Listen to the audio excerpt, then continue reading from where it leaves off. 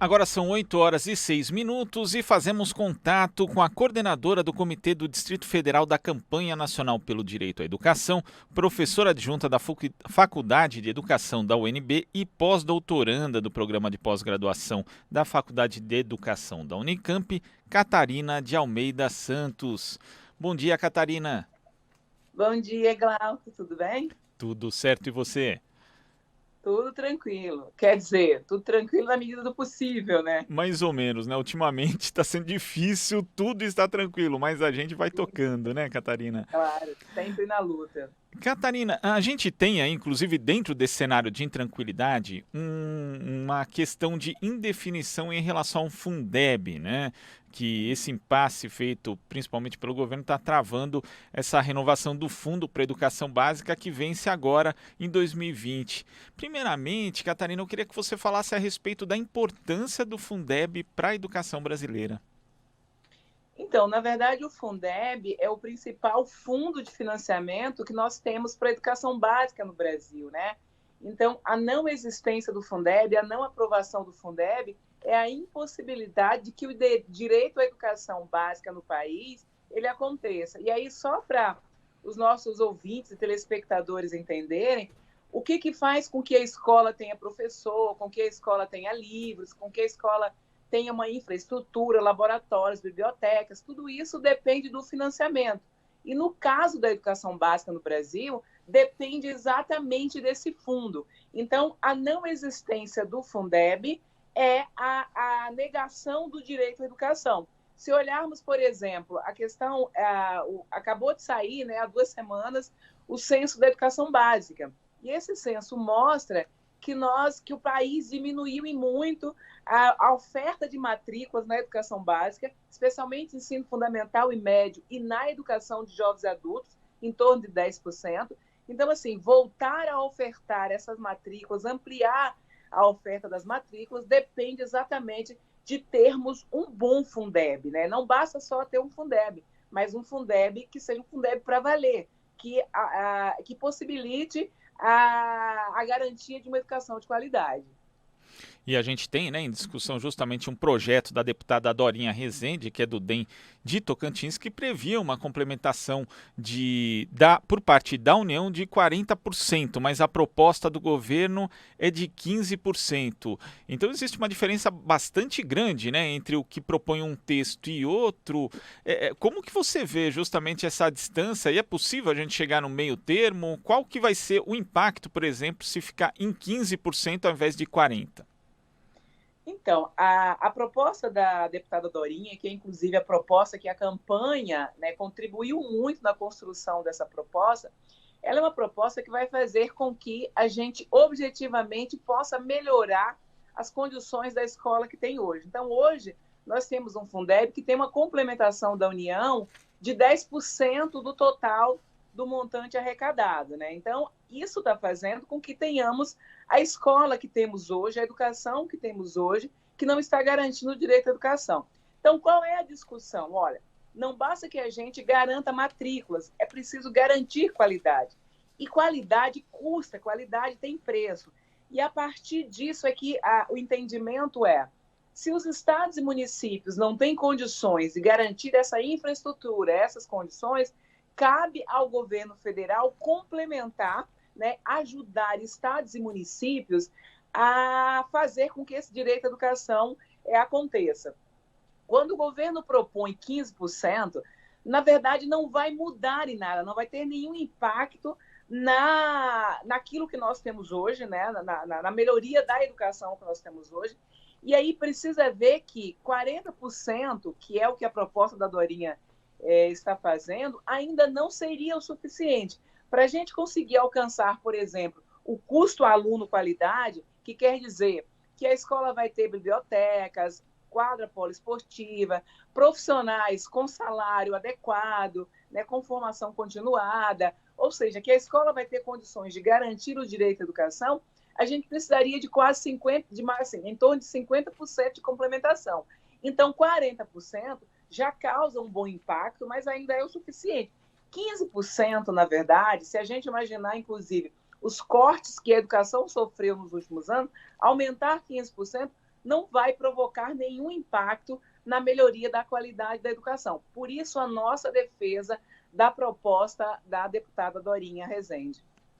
E também existe uma questão aí na proposta da deputada da redistribuição, né? Porque hoje o modelo que está vigindo, né, do Fundeb, ele contempla ali que os estados que não alcançam o valor mínimo estabelecido por aluno possam receber uma complementação. São 9 estados, né? Foram 9 Sim. estados em 2019, mas a proposta é que os municípios que também não cheguem a esse valor mínimo possam receber essa complementação. Isso faz muita diferença também, né, Catarina? Com certeza. Então, o que acontece? Daí a defesa do sistema híbrido, né? Que a gente continue com parte do fundo sendo distribuído como está, mas que também entre os municípios. Por exemplo, se eu pego o estado de São Paulo, né? O estado de São Paulo ele não recebe complementação porque a arrecadação do estado de São Paulo é o suficiente no sentido do valor do Fundeb, né? Não vamos dizer que é o suficiente para garantir qualidade, mas no parâmetro hoje o estado de São Paulo não recebe. Mas tem um conjunto de municípios no estado de São Paulo que precisaria receber.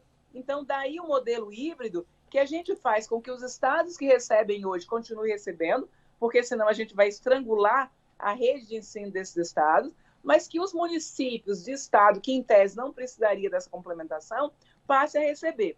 E aí, se a gente pegar o custo aluno-qualidade como parâmetro do Fundeb, praticamente todos os estados e todos os municípios do país receberia complementação. Afinal de contas, em nenhum lugar desse país a gente tem o financiamento adequado, a infraestrutura adequada. Então, o sistema híbrido também é algo muito importante.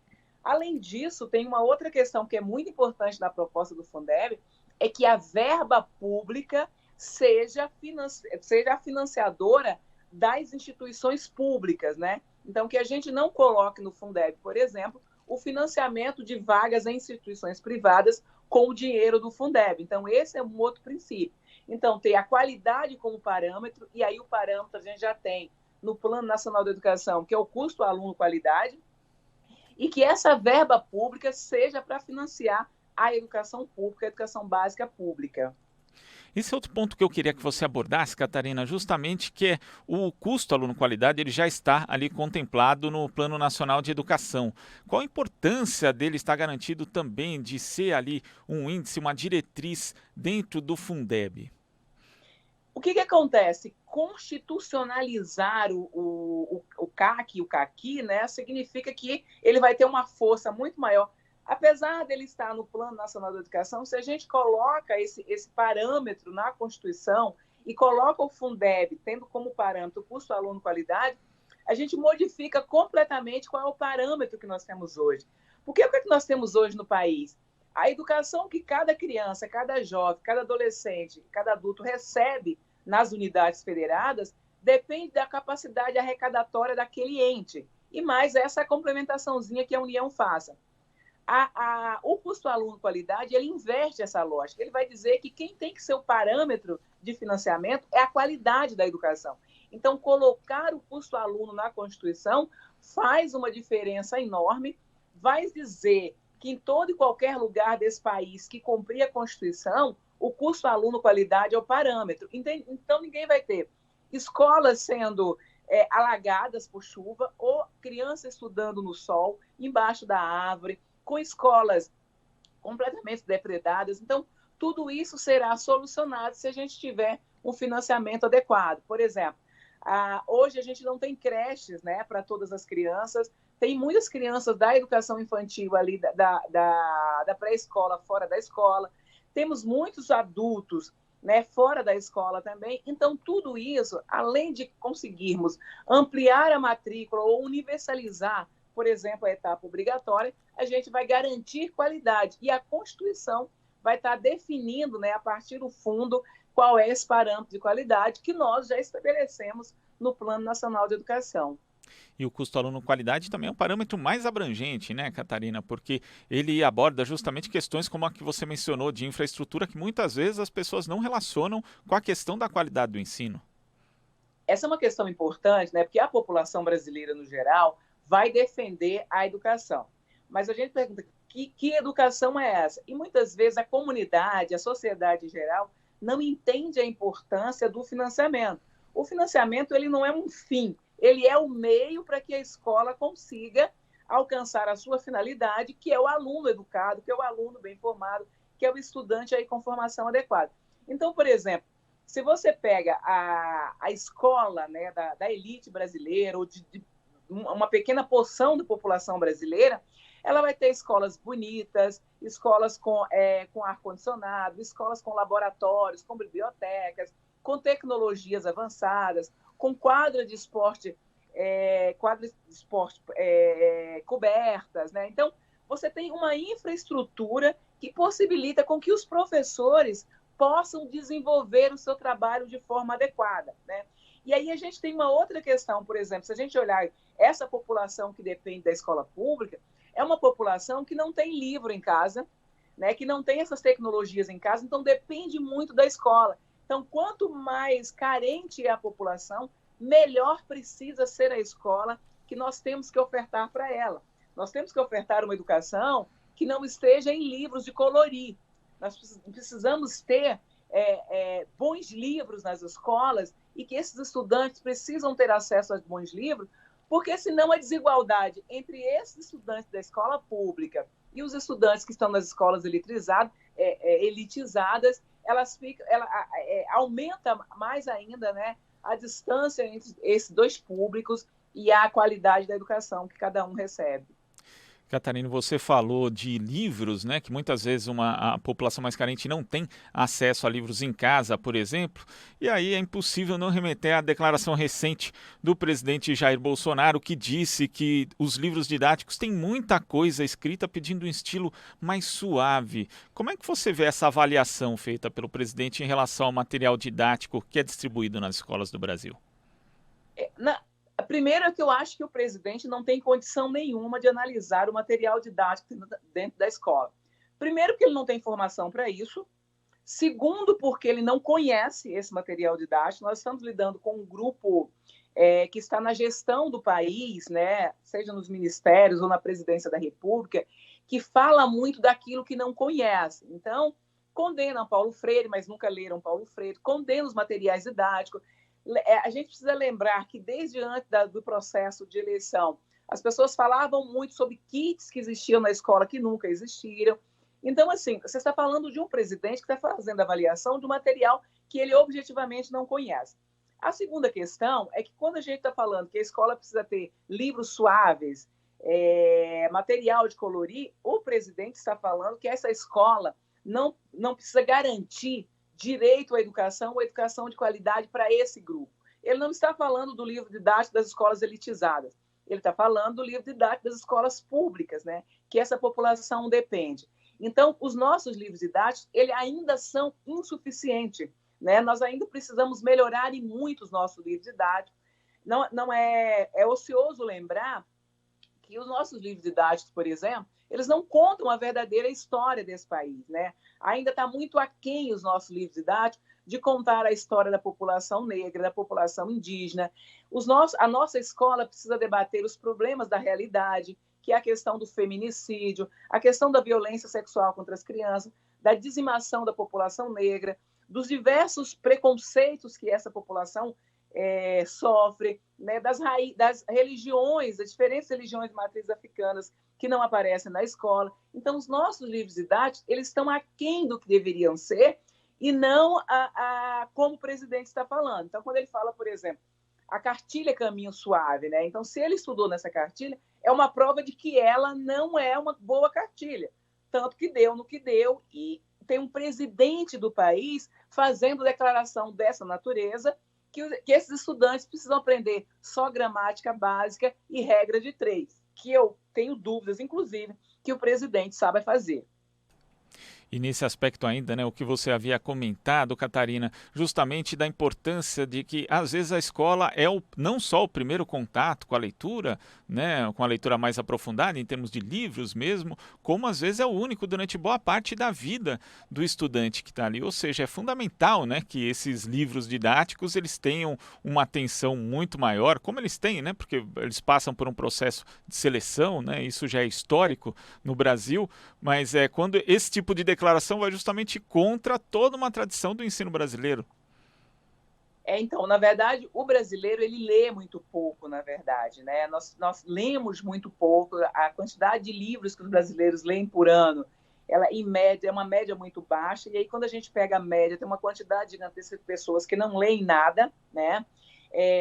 Então, o livro didático, a gente não precisa ter só bons livros didáticos. A gente precisa ter literatura, livros paradidáticos, livros literários, para que essa população tenha acesso a livros. A gente precisa entender, por exemplo, que livro não é algo barato, então a escola precisa disponibilizar, e essa população, entre se alimentar e comprar um livro, óbvio que a alimentação ela vem em primeiro lugar. Daí a necessidade que a nossa escola seja capaz de oferecer bons livros de literatura. E aí os programas que o governo federal tinha, né, aí o FNDE, com as bibliotecas escolares, com a distribuição de materiais didáticos, ele é fundamental para a garantia do direito à educação. Então, o presidente de um país precisa pensar no fortalecimento da formação da sua população, pois, inclusive, não só é um direito humano, mas também é condição, por exemplo, para que o país se desenvolva. Não dá para você imaginar uma nação que respeite a sua população, que respeite a diversidade, que conheça a diversidade e a riqueza que esse país tem, que produza novas riquezas, que preserve a riqueza que ele tem, se é uma população que não conhece esse país. E não é possível conhecer esse país com livros de colorir. É muito importante que todos nós, né, brasileiros, tenhamos acesso a boa literatura, a bons livros, a uma boa educação. Tá certo, Catarina. Muito obrigado pela sua participação e até a próxima. Eu que agradeço, né? Estou sempre à disposição, quer dizer, a campanha como um todo está sempre à disposição. Afinal de contas, lutar e garantir o direito à educação é a nossa razão de existência. Tá certo, obrigado. Conversamos aqui com a coordenadora do Comitê do Distrito Federal da Campanha Nacional pelo Direito à Educação, Catarina de Almeida Santos.